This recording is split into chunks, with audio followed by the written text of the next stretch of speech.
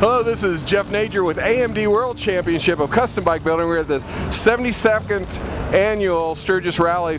I'm here with Vaughn Spurlock, and he's the owner of Top Gun Choppers.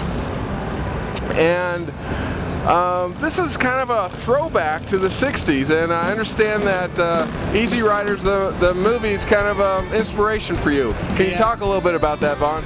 Yes, and it always has been. I remember the day when we went to the theater and saw that movie, and we went back numerous times to see it, and I was just totally intrigued by the choppers from that era and the long front ends, and through the ages I followed the industry. So as soon as we got our driver's license and we got our first Harley, we brought them in the shop, cut the necks off and raked them out and welded them up with a bunch of homemade fabrication, and we thought we were on the top of the world, and so then the industry kind of went a different angle and direction, and so we went that route. So then about 8 years ago, I thought that passion of the 70s, it's just so deep embedded in me. I thought I've got to try to bring this back. So I wanted to design a bike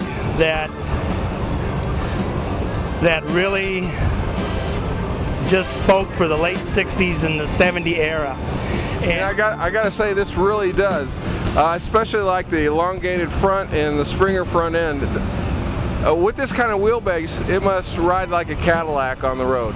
It does. I tell you, when you get going down the highway, it just literally is like sitting in a lazy boy recliner, and so when I built it, and that was another issue. Through the years, I was always getting on these bikes, and everything was too small.